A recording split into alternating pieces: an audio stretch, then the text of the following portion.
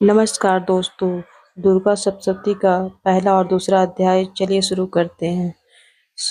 मारीगन जी बोले, सूर्य के पुत्र सर्वाणी जो 8वें मनु कहे जाते हैं, उनकी उत्पत्ति इस कथा विस्तार पूर्वक कहता हूँ। सुनो। सूर्य कुमार महाभाग सर्वाणी भगवती महामाया के अनुग्रह से जिस प्रकार मनवंतर के स्वामी हुए, वही प्रसंग सुनाता हूँ। पूर्व काल की बात है।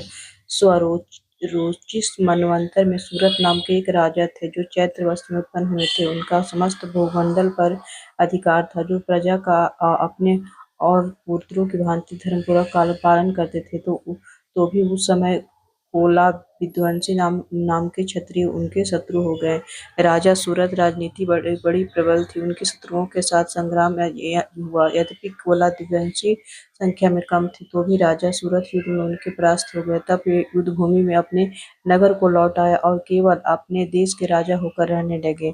किंतु वहां भी उन प्रबल शत्रुओं ने उनका उस समय महाभाग राजा सूरत पर आक्रमण कर दिया। राजा का बल क्षीण हो चला था, इसलिए उनके दुष्ट, बलवान एवं दुरात्मा मंत्रियों ने वहां उनकी राजधानी में भी राजकीय सेना और खजाने को हथिया लिया। सूरत का प्रभु तो नष्ट हो चुका था, इसलिए वे शिकार खेलने के बहाने घोड़े पर सवार हो वहां से अकेले ही एक घने जंगल में चले गए।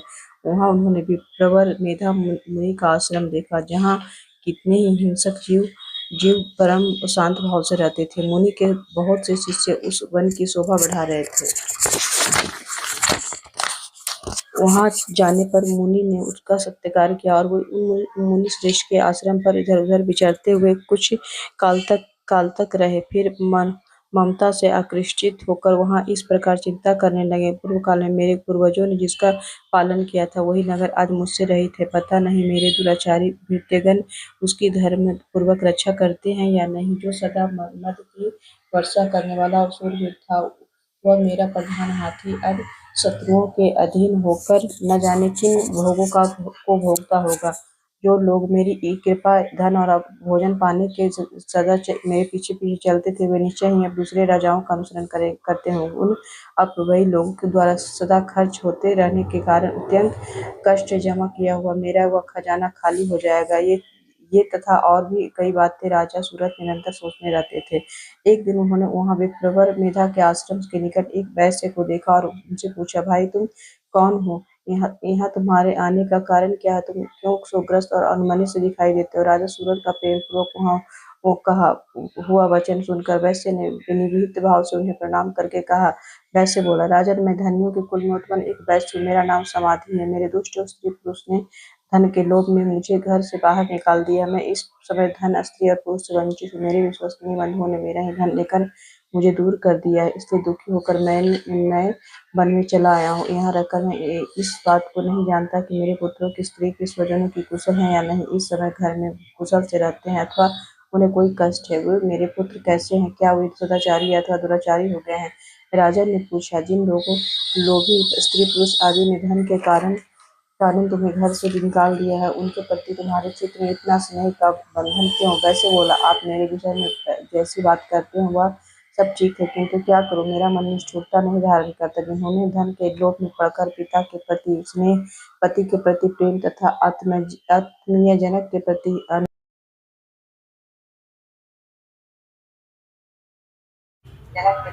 अनुराग को तिलांजलि दे मुझे घर से निकाल दिया है, उन्हीं के प्रति मेरे हृदय में इतना स्नेह है। महात्मा मत गुणहीन बंधुओं के प्रति जो कि मेरा चित्त इस प्रकार प्रेममग्न हो रहा है, यह क्या है? इन बातों को मैं जानकर भी नहीं जान पाता। उनके लिए मैं लंबी सांसें ले रहा हूँ और मेरा हृदय अत्यंत दुखित हो रहा है।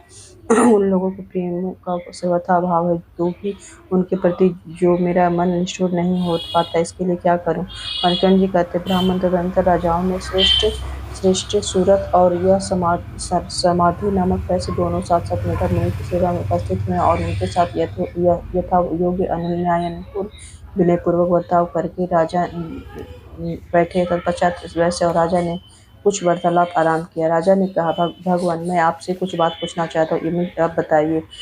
मेरा चित्त अपने अधीन न होने के कारण वह बात मेरे मन को बहुत दुखी देता है। जो हमारा राज्य मेरे हाथ से चला गया और उसमें उसके संपूर्ण अंगों में मेरी ममता बसी हुई। उस मुनि श्रेष्ठ यह जानते हुए भी कि वह मेरा नहीं है, अज्ञानी की भांति मुझे उसके लिए दुख होता है कि यह क्या है।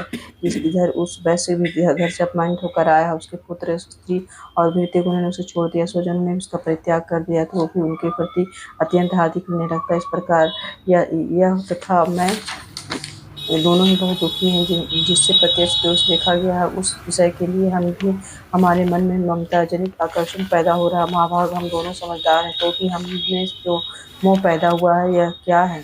विवेक शून्य पुरुष की भांति मुझ पर और इसमें इसमें भी कुछ यह मूर्खता प्रत्यक्ष दिखाई देती है। तो ऋषि बोले, महाभाग विषय मार्ग की ज्ञान सब जीवों का है। इस प्रकार विषय भी सबके लिए अलग अलग है। कुछ प्राणी दिन में नहीं देखते और कुछ रात में नहीं देखते था। कुछ जीव ऐसे जो दिन में रात्रि में दोनों बराबर देखते। यह ठीक है कि मनुष्य समझदार होते, किंतु वे भी ऐसे नहीं होते। पशु और पक्षी, मेघ आदि सभी प्राणी समझदार होते हैं। मनुष्यों की समझ भी वैसी ही होती है जैसे उन मृग और पक्षियों की होती है, तथा जैसे मनुष्यों की होती है वैसे उन मृग पक्षी आदि की होती है। तथा अन्य बातें प्राय दोनों में समान ही है। समझ होने पर भी इन पक्षियों को तो देखो, ये स्वयं भूख से पीड़ित होते हुए भी मोहवश बच्चों की चोंच में कितने चाव से अन्न डाल रहे हैं। नरश्रेष्ठ, क्या तुम नहीं देखते कि ये मनुष्य समझदार होते भी तो बस अपने किए हुए उपकार का बदला पाने के लिए पुत्रों को विलासा करते हैं। यद्यपि उन सब में समझ की कमी नहीं, तथापि वे संसार इस सेतु बनाए रखने वाले भगवती महामाया के प्रभाव द्वारा ममतामय भंवर से युक्त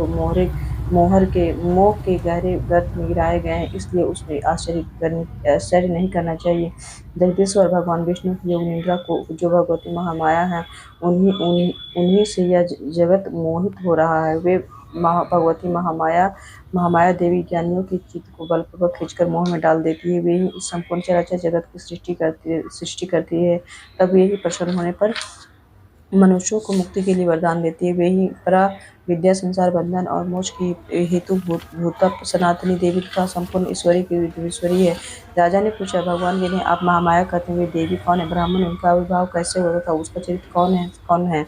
परम देवताओं में श्रेष्ठ महर्षि ने उन देवी का जैसा प्रभाव है वैसा स्वरूप हो और जिस प्रकार प्रादुर्भाव हो, वहाँ सब मैं आपके मुख से सुनना चाहता हूँ। ऋषि बोले, राजन, वास्तव में तो वे देवी नित्य स्वरूपा ही है। संपूर्ण जगत इन्हीं का रूप है तथा उन्होंने समस्त विषयों को व्याप्त कर रखा। तथापि उनका प्रकट के अनेक प्रकार से होता है। वह मुझसे सुनो, यद्यपि वे नित्य और अजन्मा है, तथापि वह देवताओं का कार्य सिद्ध करने के लिए प्रकट होती है। उस समय लोक में उत्पन्न हुई कहलाती कल्प के अंत में वह संपूर्ण जगत एकाग्र में निमग्न हो रहा था।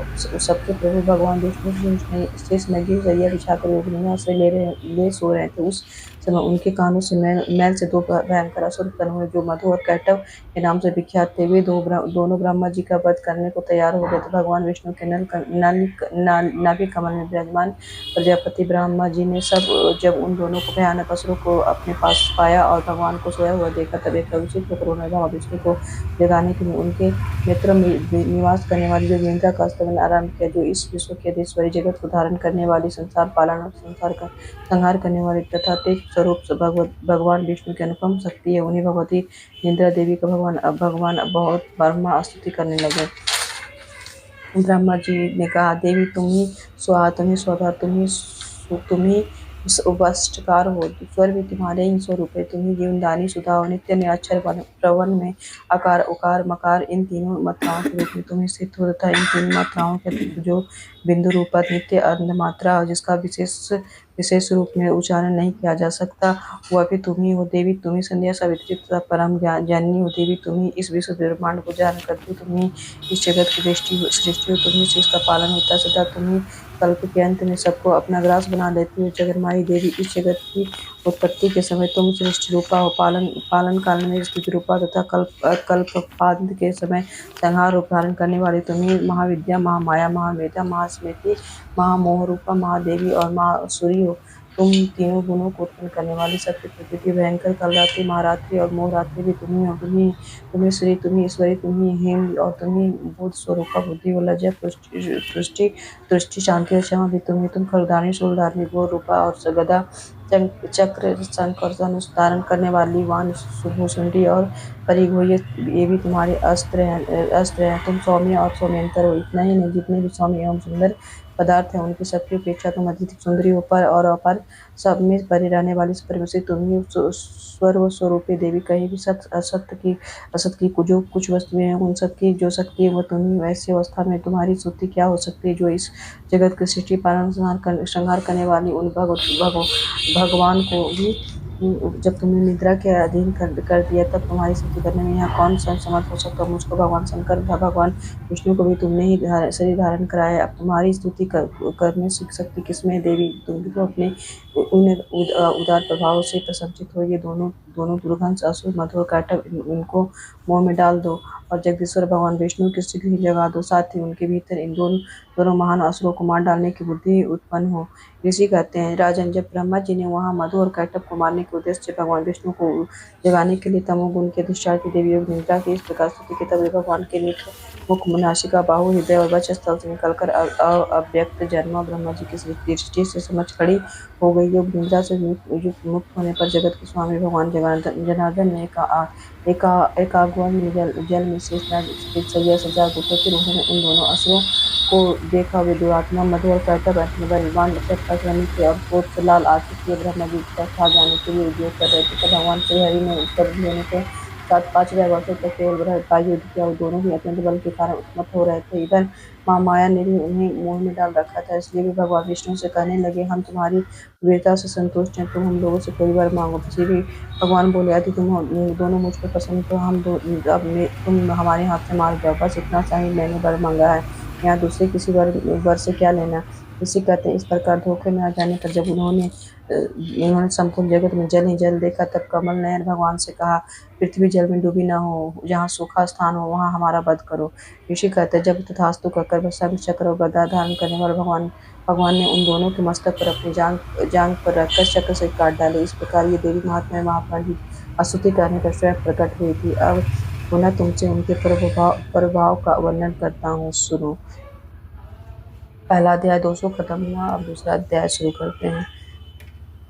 ऋषि कहते हैं, पूर्व काल में देवताओं और असुरों में पूरे 100 वर्षों तक घोर संग्राम हुआ था। उसमें असुरों का स्वामी महिषासुर था और देवताओं का नायक इंद्र थे। उन युद्ध में देवताओं की सेना महाबली असुरों से परास्त हो गई, परंतु देवताओं को जीतकर महिषासुर इंद्र बन बैठा तथा पराजित देवता प्रजापति ब्रह्मा जी आगे उसके करके उस स्थान पर गए जहाँ भगवान शंकर और विष्णु विराजमान थे। देवताओं ने महिषासुर के पराक्रम तथा अपनी पराजय यथावत वृत्तांत उन दोनों देवेश्वरों से विस्तार पूर्वक कहा सुनाया।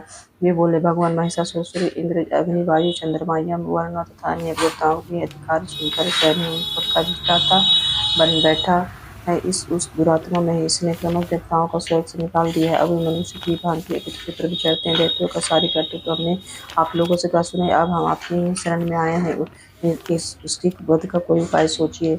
इस प्रकार देवताओं को वचन सुनकर भगवान विष्णु से उन्हें दैत्यों पर बड़ा क्रोध किया। उसकी भौहें तन गई और मुंह टेढ़ा हो गया। तब अत्यंत कोप में भरे हुए चक्रपाणी विष्णु श्री विष्णु के मुख से एक महान तेज प्रकट हुआ। इस प्रकार ब्रह्मा, शंकर तथा इंद्र आदि अन्यायन देवताओं के शरीर से भी बड़ा भारी तेज निकला।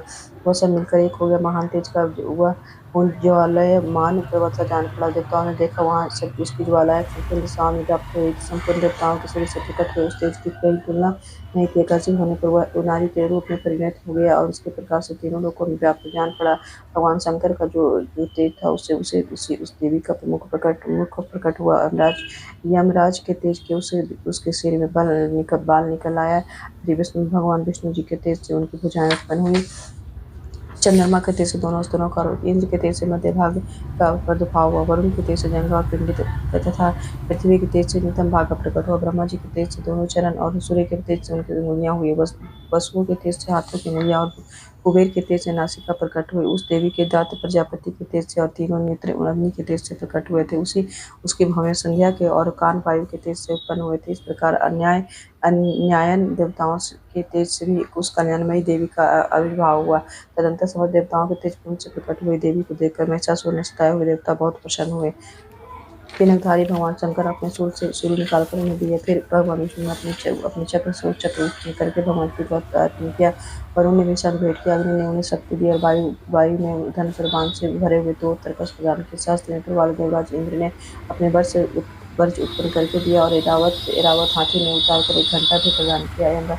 यमराज ने कालदंड से दंड वरुण से पास प्रजापति ने सरस्वती की माला कर ब्रह्मा जी ने कमंडलू भेंट किया। सूर्य ने देवी के समस्त रोमकूपों में अपनी अग्नियों का तेज भर दिया। काली ने उन्हें चमकती ढाल और तलवार दी। क्षीर समुद्र ने उज्ज्वल हार तथा कभी जीर्ण न होने वाले वस्त्र भेंट किए। साथ ही उन्हें दिव्य चूड़ामणि, 2 कुंडल, कड़े, उज्ज्वल अर्धचंद्र, सब बाहुओं की किए हुए दोनों चरणों के लिए नीम फूल, गले की सुंदर हंसली और सब अंगुलियों में ये पहनने के लिए रत्नों की अंजनी मुठिया दी। विश्वकर्मा ने उन्हें अत्यंत निर्बल पर्चा भेंट किया। साथ ही अनेक प्रकार से अस्त्र शस्त्र, अभेदा कवच दिए। इनके सिवा मस्तक और वक्षस्थल पर धारण करने के लिए कभी न कुमलाने वाले कमलों की मालाएं दी। जल्द ही ने उन्हें सुंदर कमल का फूल भेंट किया। हिमालय ने सवारी के लिए सिंह तथा भांति भांति के रत्न समर्पित किए। धनाध्यक्ष कुबेर ने मधु से भरा प्रदान पत्र पर दिया तथा संपूर्ण नागों को राजा शेष ने इस प्रकार पृथ्वी को धारण करते हैं उन्हें बहुमूल्य मणियों में से विभूषित नागाहार भेंट दिया। इसी प्रकार अन्य देवताओं ने आभूषण और वस्त्र देकर देवी का सम्मान किया। तत्पश्चात बारंबार अट्टहासपूर्वक उच्चारण से गर्जना की उन्होंने भयंकर नाद से संपूर्ण आकाश गूंज उठा। देवी का वह अत्यंत उत्कर्ष से किया हुआ श्रीनाथ का कभी कहीं कहा न सका।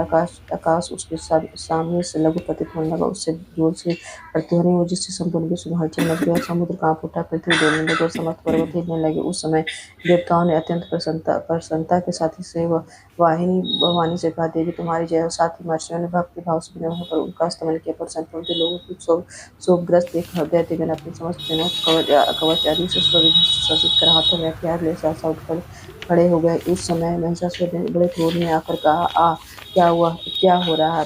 फिर वह संपूर्ण असुरों से घिरकर उसकी सेना की ओर लक्ष्य की ओर दौड़ा और आगे पहुंचकर उन्होंने देवी को देखा और अपनी जो हस्ती में लोगों को प्रकाशित कर रही थी। उनके चरणों के भार से पृथ्वी दबी जा रही थी, माथे के मुकुट से आकाश की रेखा भी खींची जा रही थी। तब वे अपने धनुष को टंकार से 7 पातालों को क्षुब्ध किए देते थे। देवी अपने हजारों भुजाओं से संपूर्ण दिशाओं को आच्छादित करके खड़ी थी। तदंतर उनके साथ दैत्यों तो युद्ध छिड़ गया। नाना प्रकार के अस्त्र से प्रभाव से संपूर्ण दिशाएं प्रभावित होने लगी। चिच्चू नामक महान असुर महिषासुर का सेनानायक था। वह देवी के साथ युद्ध करने लगा। अन्य दैत्यों की चित्ररानी सेना साथ लेकर चामर भी लड़ने लगा। 60,000 रथियों का साथ आकर उदग्र नामक महादैत्य लोहा लिए 1 करोड़ रथियों को साथ लेकर महाहनु नामक दैत्य युद्ध करने लगा, जिसके रोएं तलवार के समान तीखे थे। अब असल्युमा नामक महादैत्य 5 करोड़ की रही सैनिक सहित युद्ध में डटा 60,000 रथियों से घिरा हुआ। बाष्कल नामक दैत्य युद्ध में लड़ने लगा। परिवार नामक राक्षस हाथी सवार और घुड़सवारों के दैनिक दलों तथा 1 करोड़ रथियों की एक सेना लेकर युद्ध करने लगा। बिडाल नामक दैत्य 5 अरब हाथियों से घेरकर लोहा लेने लगा। इसके अतिरिक्त और भी 1000 महादैत्य रथ और हाथी घोड़ों की सेना साथ लेकर वहां देवी के साथ युद्ध करने लगे। वो स्वयं महिषासुर उस रणभूमि में कोटि-कोटि सहस्त्र हाथी और घोड़ों की सेना से घिरा हुआ खड़ा हुआ था। वे दैत्य देवी के साथ तोमर, विनीतपाल, शक्ति, मूसल, खड़ग, परशु और पाटिश आदि अस्त्रों का प्रहार करते हुए युद्ध कर रहे थे। कुछ दैत्यों ने उन पर शक्ति का प्रहार किया, उन लोगों को पाश फेंके तथा कुछ लोग दूसरे दैत्यों ने खड़ग द्वारा प्रहार करके देवी को मार डालने का उद्योग किया। देवी ने क्रोध में भरकर खेल में अपने अस्त्र से उठकर वर्षा करके दैत्यों के समस्त अस्त्र शस्त्र काट डाले। उनका मुख पर परिश्रम तथा थकावट का रंच मात्र भी चिन्हित नहीं था। देवता और ऋषि उनकी स्तुति करते थे और वे भगवती परमेश्वरी दैत्यों के शरीर पर अस्त्र शस्त्रों की वर्षा करती रही। देवी का वाहन सिंह भी क्रोध में भरकर गर्दन के बालों को हिलाता हुआ असुरों की सेना में इस प्रकार से विचरण को विचरने लगा, मानो वनों में दानव दल फैल रहा और रणभूमि में दैत्यों के साथ युद्ध करते हुए अंबिका देवी ने जितने निश्वास छोड़े वो सभी तत्काल सैकड़ों हजारों गणों के रूप में प्रकट हो गए और परशु ने विनीतपाल, खड़ग और पटिश आदि अस्त्रों द्वारा असुरों का सामना करने लगे। वे देवी की शक्ति से बढ़े हुए गण असुरों को नाश करते हुए नगाड़ा और शंख आदि बाजे बजाने लगे। उस संग्राम महोत्सव में कितने ही गण मृदंग बजा रहे थे। तदंतर देवी ने त्रिशूल से, गदा से, शक्ति से, वर्षा से और खड़ग आदि के सैकड़ों महादैत्यों का संहार करा। कितनों को घंटे के भयंकर नाद से मूर्छित करके मार गिराया। बहुत तेरे दैत्यों को पास से बांधकर धरती पर घसीटा। कितने ही दैत्य उनकी तीखी तलवार से मार से 2-2 टुकड़े हो, कितने ही गदा की चोट से घायल हो धरती पर सो गए। कितने ही मूसल की मार से अत्यंत आहत होकर रक्त वमन करने लगे। कुछ दैत्यों शूल से छाती फट जाने के कारण पृथ्वी पर ढेर हो गए। उस रंगारंग में वान समूह से दृष्टि से कितने ही असुरों की कमर टूट गई। बाज की तरह झपटने वाली देवी पीड़क दैत्यगण अपने प्राणों से हाथ धोने लगे। किन्हीं के बाहें छीन हो गए, किन्हीं के गर्दन कट गई, कितने की दैत्यों के मस्तक कट कर गिरने लगे। कुछ लोगों के शरीर मध्य भाग में गिरने हो गए, कितने मादे थे जांघें कट जाने से पीछे कर गिरे, कितनों की हिली भी नहीं। एक बांह, एक पैर और एक नेत्र वाले करके 2 टुकड़ों में चीर डाला। कितने ही दैत्य मस्तक पर कट जाने पर भी गिरकर फिर खड़े उठ जाते और फिर केवल धड़ धड़ धड़ के रूप में अच्छे तरह हथियार हाथ में देवी के साथ युद्ध करने लगते थे। दूसरे कदमन युद्ध के बाजू के लय पर नाचते थे। कितने ही बिना सिर के धड़ हाथों में खड़क शक्ति और दृष्टि ये दौड़ते थे तथा दूसरे धर्मादेवता ठहरो ठहरो यह कहकर कहते हुए देवी को युद्ध के लिए ललकारते थे। जहाँ वह घोर संग्राम हुआ था वहाँ की धरती देवी के गिराए हुए हाथी घोड़े और असुरों की लाशों से ऐसी फट गई थी जहाँ कि वहाँ चलना फिरना असंभव हो चुका था। दैत्यों की सेनाओं में हाथी घोड़े और असुरों के शरीरों में इतनी अति मात्रा में अग्निपात हुआ था कि थोड़ी ही देर में वहाँ खून की बड़ी बड़ी नदियां बहने लगी। जगदम्बा ने असुरों की विशाल सेना को क्षण भर में नष्ट कर दिया। फिर ठीक उसी तरह जैसे तृण और काठ के भारी ढेर को आग कुछ इस क्षणों में भस्म कर देती है और वह सिर की गर्दन बालों को हिला हिला जोर जोर से गर्जना करती हुए दैत्यों के शरीर से मानो उनके प्राण चुन लेता था। वहाँ वो देवी के गणों भी उनके महद दैत्यों के साथ ऐसा युद्ध किया जिससे आकाश में खड़े हुए देवतागण उन पर बहुत संतुष्ट हुए और फूल बरसाने लगे। इस तरह दूसरा अध्याय समाप्त हुआ। धन्यवाद दोस्तों।